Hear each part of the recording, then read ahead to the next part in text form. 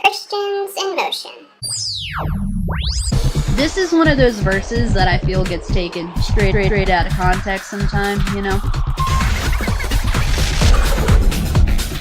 What now? But when they call themselves a Christian page and they're posting things that completely go against the Bible, that's where I take issue. This is not what that verse is saying at all.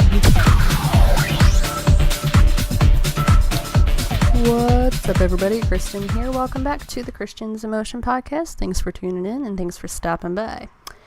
So, I don't have to do this often, but this is going to be one of those episodes where I'm going to go ahead and stick a parental advisory on this episode.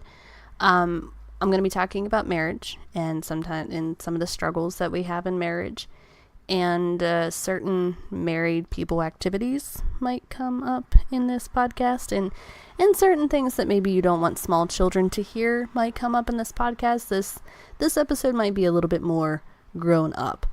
So of course I'm not going to use any sort of vulgar language, of course not, but just want to let you know the subject at hand, and if you have little ears running around, this may be one of those episodes you may want to pop a set of headphones in, or, you know, something like that. So now that we got that out of the way, this episode is not rated E for everybody. By the way, that was one of BuzzFeed's questions. They did one of those cutesy little videos. It was like 20 questions that we all have for Christians. You know, it's one of those cutesy, stupid BuzzFeed videos. And one of the questions was, it was questions Christians should ask themselves. That's what it was. And one of the questions was, why are we so afraid to talk about sex? And I'm like, I don't think anyone's afraid of it. I think we're just sick and tired of people using sex to sell things like hamburgers. Dead cow. So romantic. And we're tired of flipping through channels and having to cover our children's eyes because it's like rated R on daytime television. I think we're just a little tired of the hypersexualization of our country. It's not that we're afraid to. I promise you that married couples, especially those with children, they're not afraid to talk about sex. They just are a little tired of it being all over the place, everywhere, all the time, in their face. So just hope that clears that up. But anywho, okay, so in the past, I have kind of patted myself on the back for being a very open and transparent and honest person, which to a degree, I think that's still true. My general personality, I'm kind of an outgoing person. That's a nice way of saying I'm loud. But I am. I'm very outgoing. I'm outspoken. I'm loud, and that's just me. I was a theater kid. What can I say? I've got big personality. And because of just how my general personality is, I kind of do wear my heart on my sleeve a little bit. And I've always kind of patted myself on the back for that. Like, you know, I'm very open and very honest and very transparent. But part of it's not like something I really think about or really struggle with. It's just kind of how I am. Like I said, I always wear my heart on my sleeve, and sometimes it can be like a blessing and a curse, because I have to be very self-aware, because sometimes I reveal too much and I make people feel a little uncomfortable. So I do have to be very aware, because I just kind of blurt things out sometimes that maybe I shouldn't. But I've always taken pride in that, when really it's nothing I should take pride in, because it's just kind of my general personality. But the reality is, the one thing that I should be talking about that I haven't talked about, because it's difficult for me, is my marriage. Now, a couple of weeks ago, I interviewed my buddy Carlton. Carlton runs a page on Facebook, there we go, called Husband Tips, and Carlton's a pretty stellar guy. I just realized that he's actually younger than me, and he knows a lot more about scripture than me. I can't have that, so I got to catch up to him. But anywho, I interviewed him, and we were talking a little bit about marriage, and the whole time I was interviewing Carlton, in the back of my head, I'm like, you know what? I'm such a hypocrite. I'm sitting here doing this podcast with this guy who runs a page that's all about like Christian marriages. And all the while, my marriage isn't in the greatest place. But I'm sitting here doing this podcast like, oh yeah, marriage, great, wonderful, fantastic. And not talking about the kind of stuff that I should be talking about. And I actually messaged a friend after I interviewed Carlton with that episode on marriage. And I told him, I was like, you know, I felt a little hypocritical. Like, I'm sitting here putting this information out there on the internet about Christian marriage, and I'm not being honest with people about where my own marriage is. And my friend was basically like, you know, maybe you should get your own marriage together before you preach at other people. And I was like, yeah, maybe you're right. So before I do open up a bit, I do just want to say this. Within the church, and within Christian circles, and I'm going to even include things like Christian Facebook groups and stuff like that, I think we have a tendency to really over-romanticize marriage and, you know, being married with kids. I don't want to say that like we put it up on a pedestal, but we value it so much that sometimes if people if they are having hardships in their marriage or with their children, I think we're very quick to just respond with very typical cliche Christian answers. But we should be able to discuss the things that we're struggling with and not just get typical cliche one-liners from other Christians. We should be able to actually have deep, meaningful conversations, because if we do value marriage, then we should be doing everything within our power to help those around us keep their marriages strong, right? And sometimes that means going beyond just a pat on the back and, you know, a silly answer. Hopefully that makes sense. So I'm not going to go into a ton of detail because I do want to respect my husband's privacy, but I will say that we kind of hit our lowest point. Let's see, how long ago was that? A couple months ago. Our lowest point was when we physically separated. Now, here in the Commonwealth of Pennsylvania, that doesn't mean anything from a legal standpoint. There's no legal implication if you are physically separated. In some states, there is, like, being legally separated, there's an implication there, but here in Pennsylvania, you're either married or you're divorced. Like, if you can live in separate states. If you haven't filed for divorce, you're still married. It doesn't matter if, you know, your spouse lives in Timbuktu. So we were living separately and we had filed for divorce. And here's the real scary thing. There was nothing major in our marriage.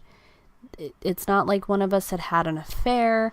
It's not like there was, you know, drug use, and, you know, we weren't like screaming at each other or like getting into physical altercations or anything like that. It was a whole bunch of this little stuff that just snowballed and snowballed until it was just this huge thing, and we just reached a breaking point. And the thing is, I think most divorces can be avoided.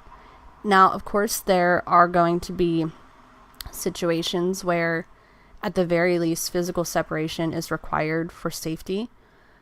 In situations where there is abuse that's taking place, you need to get yourself, and especially if there's children, you need to get yourself to safety. You don't stay in a situation where you and your children are unsafe. And I would say things like drug abuse would be the same scenario. If you are with somebody that is abusing narcotics or whatever, if that's putting you and your children in harm's way, get out, get yourself to safety. But in most situations, that's not the case. Like, there are those rare situations where like people find out that their spouse is like living a double life, but that's not the vast majority of cases. More often than not, it seems like when people do get divorced, it's like how my husband and I were. It's just like all this little stuff just catches up with you. And so we did physically separate for a while. And I truly believe that God kind of stepped in and smacked me upside the head and said, Kristin, what are you doing? And I spent a lot of time in prayer and in scripture. Because the thing was too, I was talking to a lot of people, and I kind of realized that I was talking to everybody but God. And I did a video not too long ago called Marriage and the Golden Rule. And one of the things that really kind of hit me in the face was I kind of realized that I never really treated my husband the way I would want to be treated. And that was one of the first realizations that I had come to. But I'm not here today specifically to talk about everything that we went through, because nobody wants to hear my sob story. But we did decide to try to mend things, and their healing has begun to take place, and we're slowly but surely getting there. But it is a process. But what I really take away from it is that there were so many times where we should have nipped a situation in the bud, but we didn't. Now this is where we're going to start to get a little bit more grown up in the podcast, okay? So let's all put our adult hats on. A lot of times when there is trouble in paradise, there's trouble in marriage. One of the biggest indicators is that you're not being intimate with one another. If you and your spouse aren't getting along, then you're probably not being intimate with one another, and not just having sex, but you're probably not hugging and kissing and cuddling on the couch watching a movie. You're probably not being physical with each other at all. And that's a problem.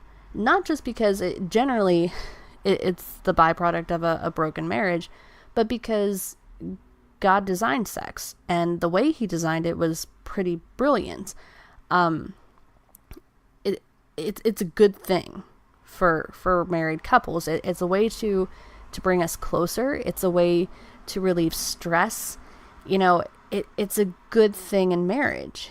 And I think for a lot of couples, they very quickly realize that if they aren't being intimate with one another, and again, I'm including things like hugging and kissing and just, generally being physical with one another, they start to feel that tension and they start to get anxious. And that was one of the first red flags that we kind of ignored. And the thing is, the more you ignore it, it's just so much easier to every single night roll over and ignore your spouse and go to sleep, and not even give them a kiss goodnight. And that just keeps putting this bigger and bigger and bigger wedge between the two of you. Now, please, please, please understand me. I am not saying that if your marriage is like a second from falling apart, that if you just, passionately kiss your spouse, that, oh, it's all better, everything's fixed now. But what I am saying is that if you and your spouse aren't having any physical contact at all, there's probably a reason why. And don't let it go on too long. There's actually a passage of scripture that says not to, I wish I would have looked it up beforehand, but there is a passage of scripture that says not to deny your spouse. It kind of seems like scripture saying, yeah, have sex with your spouse a lot, do it, go have fun. And I think there's a very good reason for that, because it does bring us closer together, and it does kind of strengthen that bond between you and your spouse. And like I said, the more we don't have any physical contact with our spouse, the more we're just like, we drift apart from them. And so if that's a huge, huge red flag. If you and your spouse, he's on his side of the bed, you're on your side of the bed, he's looking at his phone, you're looking at your phone, and you're just, not even looking at each other. That's not good. And a quick sidebar on that. People talk about how important is it really in a marriage to have sex? Is it really that important? Well, okay, if you think about it, couples that are like 85, you know that their hormones are decreasing, right? But I also think about, okay, what about married couples where one is a quadriplegic? And that was the case with my aunt and uncle. He was bound to a wheelchair. There may be couples where there are certain physical limitations. I will make a point that what is more important than actually having sex with your spouse is being intimate. I think that is what's really important. And that's why I include all of that. Make sure that you're connecting with your spouse. And they have done so many studies. They have done so many studies that show how good it is for us to have any sort of physical contact. They talk about how like dopamine is released in the brain when we have physical contact with another person, and not just with your spouse. That's why when a baby is born, having that skin to skin contact with mom and dad is so important in the early moments of life.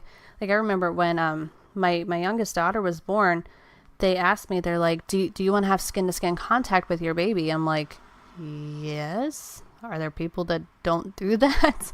Because it's really important. I mean, that's why babies are the way they are. Like, that's why mothers nurse their babies, because that skin to skin contact is very, very important.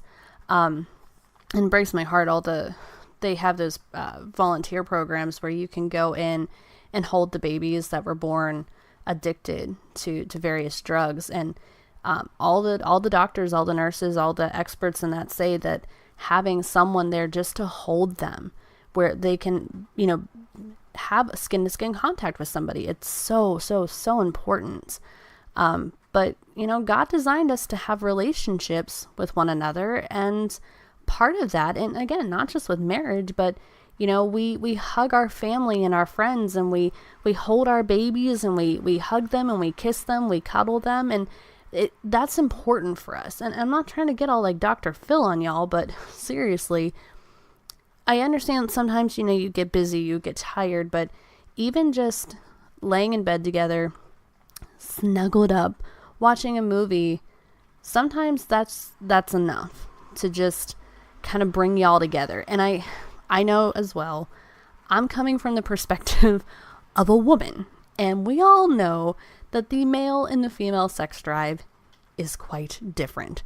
So to any of the gentlemen that are listening, please, I do understand that you might be sitting there like, what is she saying? That is not true. I understand that men do view sex differently, but that's where, going back to the scripture about, not denying each other, I think too, for guys, it is important to be able to have sex with their wife. And nobody's saying like that men should be able to like demand sex and get it on demand whenever they want to, but it is an important part of marriage, and that's my whole point. But another thing I think is very, very, very common in many marriages, and I think this is a bit of like a paradigm shift that we've seen with this generation, is we don't actually focus on our marriage because we're too busy focusing on our kids. Now, please hear me out, okay? When I was growing up, if we had family or friends over, us kids, me and my sister, and then any other kids that were coming over to visit, we were kind of expected to go play and entertain ourselves. I was just expected to talk to adults a certain way. The one time our phone rang, and I think my parents must have been doing something. Well, they asked me to pick up the phone, so I picked it up. I said hello, and I someone said, hey, is your mommy home? And I said, yeah, who's this? And oh my gosh, my dad just let me have it. He said, listen, Kristin, I don't want to ever hear you say, who's this, on the phone. I'm like, what did I do? Like, I did not understand why I was being yelled at. And my dad said, next time, if you don't know who's on the phone, you say, may I ask who's calling? And I was like, all right. But, I was expected to treat adults a certain way, and us kids, like if the grown-ups were watching a movie or playing cards or whatever, we were just expected to like stay out of their hair and go play, go be kids. Whereas now, one thing I'm noticing is kids are the star of the family. Like, everybody focuses on them, everything revolves around them. And it's interesting, like, I kind of catch myself falling into that pattern. And that's where they always say it takes a village to raise a child. Because the one time I was over at my mom's house, and my mom had ordered pizza. Well, I sat down to eat, and my youngest daughter, she kept asking for things. Mom, I want a drink. Mom, I want ranch. Mom, I want this. Mom, I want that. Like, I literally popped up out of my seat like 20 times to get her things. And finally my mom stepped in and was like, Kristin, tell her no. She's just doing this so that you'll get up and get her things. She doesn't need anything. I was like, oh, yeah. And my mom does that too, where all the time my kids will interrupt and my mom will be the one to say, the grown-ups were talking. You need to wait. But my point is that that's one of the big shifts we've seen in the family dynamic, where, the kids aren't really expected to just go play. Kids today, like, they kind of expect that the adults will entertain them. The kids, like, and I've been at parties where, like, the grown-ups are talking, the kids will just come in, completely interrupt, and everybody stops and listens to the kids. And I'm like, it was definitely not that way when I was growing up. And so we've seen a bit of a shift there in the role of children in the home. Now, I'm not telling any of y'all how to raise your kids or anything like that, but when you have young children, it's very, very easy to focus so much on the kids that your marriage just kind of gets shoved to the back burner. It's very easy to get so wrapped up in the PTA meetings and the soccer games and all the stuff that kids have going on. And frankly, raising children is exhausting. Raising little human beings is by far the single most exhausting thing that I have ever done. And I used to kickbox and I used to bike like 12 miles a day. Raising tiny humans is by far the most exhausting thing I've ever done. And so it's very easy for us to, at the end of the day, just want to throw our feet up, get something to drink, and just be done for the day. But just, even day-to-day stuff, it's like we get so wrapped up in, like, got to pack the kids' lunch and take them to school and blah, blah, blah, blah, blah. And it's like, I think sometimes our spouse just gets lost in the shuffle with kids. And I truly, truly believe that you have to make an effort to prioritize your marriage. Now, and again, I'm coming from the position of a mother. Here's the thing. Nobody has to tell me to prioritize my children, because that's something that as a mother, I'm just going to do naturally. When we brought my youngest baby home, when she would wake up in the middle of the night crying because, she was hungry or wet or whatever, I, like, instantly, within that 60 seconds, I was awake. I would bring her into our bedroom and tend to her. My husband could sleep right through it, and I had no idea how. Like, as mothers, we're kind of programmed that way to just tend to the children. And somewhere right now, a feminist is crying. Sorry, that was low blow. But, I do believe it's something like in our hardwiring. Like, we just kind of tend to our children, and no one has to really tell us to do it. We just do it. But prioritizing your marriage, it's something that I think it takes a little bit more effort. Because here's the thing too. Sorry, I feel like I said here's the thing like 27 times. But here's the thing. If my children, if they are bored and they want my attention, they will literally just pester the crap out of me until they have my attention.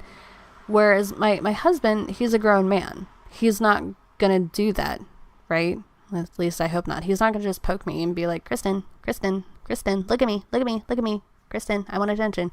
Because he's not a child. Whereas like my kids would do that. My 3-year-old would definitely crawl up on my lap and just start like tapping my face, mommy. Like kids will do that, whereas your spouse probably isn't going to.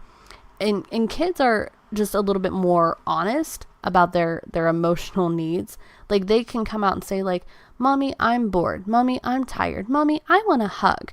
They'll say those sort of things. Whereas adults, like we don't have that type of emotional honesty. Like we're not going to tell our spouse, honey, I need a hug right now. We don't say that to our spouse because that's weird for us as grown-ups. I mean, maybe it shouldn't be, but it feels weird, right?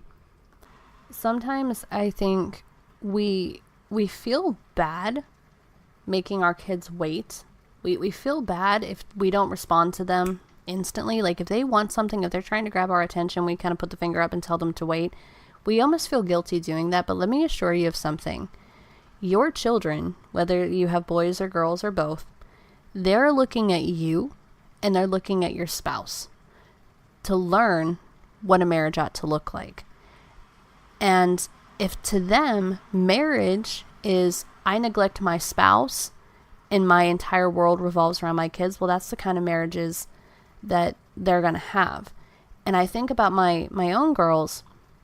I don't want them to grow up and have husbands that ignore them, that allow them to be cut off all the time, that just constantly roll over and ignore them. You know, I don't want my girls to have husbands like that. I want them to have husbands that are attentive and listen to them and make them a priority and, you know, really make their marriage a priority. That's what we want for our kids. So we need to be the ones to model that because, you know, they don't teach you how to have a good marriage in public school. Heck no. So we, as the parents, we need to be the ones to show our kids how to have a good marriage. And sometimes even Christian couples, we don't do a very good job modeling that. You know, I can laugh about this now. But when I was a kid, my grandpap, may he rest in peace, we would go over to my grandparents' house and we whatever we were doing, Thanksgiving, Christmas, whatever, all the time, my grandpap would slap my grandma on the butt. He flirted with her constantly. Now, as a kid, I thought it was kind of gross. I'm like, oh, Pap, why are you doing that in front of us? Which, frankly, it might have been mildly inappropriate, but he did it anyway because that was my grandpap. But looking back now, I'm like, it is actually kind of sweet to see my grandparents, you know, they were my grandparents, so they weren't 20, still flirting with each other at that age. And I'm like, man, I want a marriage like that. I want to be like in my 70s, still flirting with my husband. Like, I want to be 70 and have my husband still wink at me, or, you know, come up behind me when I'm doing dishes and just throw his arms around me. Like, we all want those kind of marriages, but we don't actively work to build them, right? But I think 99% of our problem within our marriages, it really comes down to what we commonly refer to as the golden rule.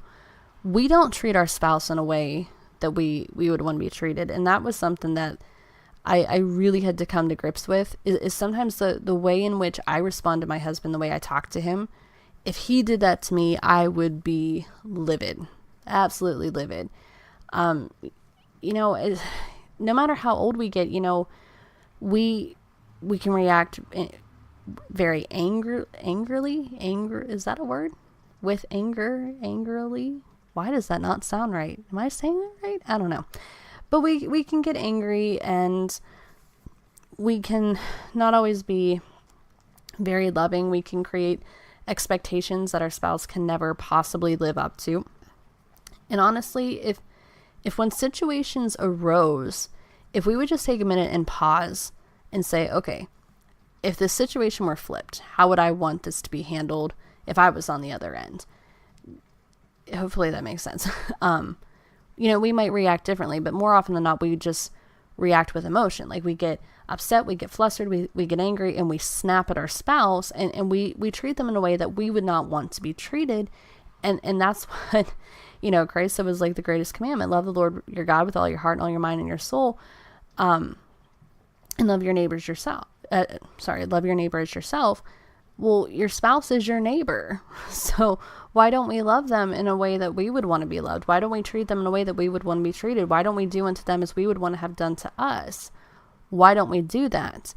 But going back to that with loving God with all of our heart and our soul and our mind and our strength and our spirit, I think a lot of times too, bad marriages are the byproduct of, is a heart condition. If we're angry, if we're jealous, if we are resentful, if we have something in us that needs to be dealt with, well, we're going to see the byproduct of that in our marriage. If you have something that you need to deal with, if you have sin in your life, if you have traumas that you haven't if moved past from or whatever it is that you have going on that you need to deal with, you need to deal with that, or it's going to take a toll on your marriage. And I'm going to speak from experience here. Take it from somebody who has gone through a domestic violence situation. It was very easy for me to project my anger towards the person that was abusive towards me. It was very easy for me to project that onto my spouse and to treat him like he was the one that abused me when he was not. And, I was dealing with a lot of anger and unforgiveness and resentment towards the person that I had been in an abusive relationship with. And I needed to deal with that, because until I dealt with it, it was just going to continue to wreak havoc on my marriage. And I don't mean to be like victim blaming here, because wow, I'm really jumping all over the place. I hope y'all can follow this, because I'm really just all over the place with this podcast. But again, I'm not trying to victim blame here. But again, if you have things from your past that are starting to creep into your marriage, deal with it. But again, your spouse is there to be a support system to you. Don't project your anger onto them. Talk to them about what's going on. Sorry, I really am jumping all over the place.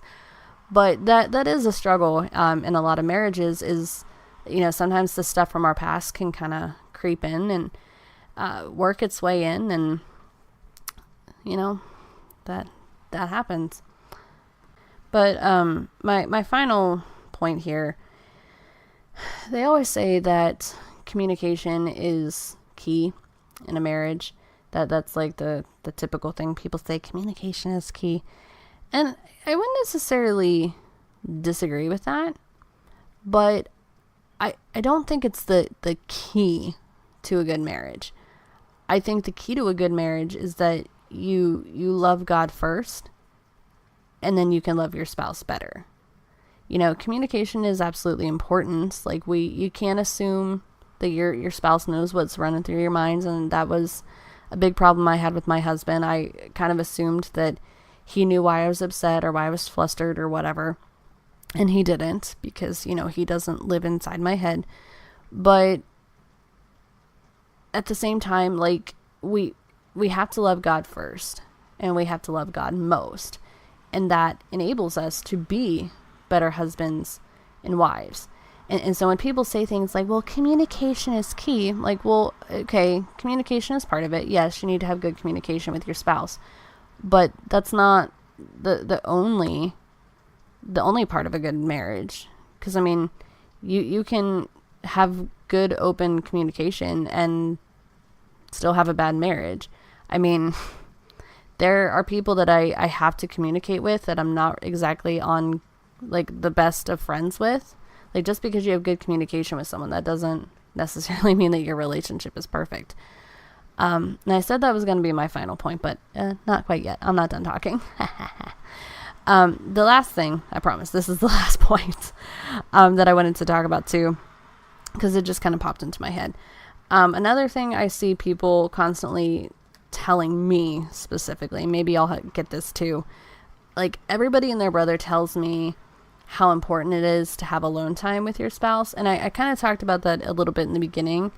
But again, having lots and lots of date nights is not going to salvage a broken marriage. So if you are struggling in your marriage right now, here is my advice to you. Number one, you have to make a very sincere effort to want to heal your marriage. It's not going to happen overnight, and it's something you're going to have to really, really work on. You can't just say, oh, well, we're going to talk more, or we're going to go on more dates and think that that's going to fix it. No. You're going to have to work every single day to make this better, and it's going to take a lot of time. You also need to make sure that your relationship with God is where it needs to be. And you need to make sure that your priorities are in check. Like, yeah, you're going to have to continually work on your marriage. But you need to make sure that it is a big priority as well. Don't just make it one little project. It needs to be prioritized. But if you are somebody that's married and you're not going through this right now, I think there are preventative measures you can take as well. I think by continually, if you're not going through struggles right now, the things that I just said, do that too. Continually work on your marriage, prioritize it, work on your relationship with God, make God a priority. And maybe you could possibly take preventative measures so that you don't go down the route that my husband and I went through. So that's about it, I think. I do apologize. I know I kind of bounced around all over the place this episode. So thanks for bearing with me if you made it to this point. Okay. So okay. I'm not good at concluding the podcast. Thank you all for listening. Be sure to check out our website, christiansemotion.org. And if you like what we're doing here, consider supporting us on Patreon, patreon.com/christiansemotion. And I will see y'all next week.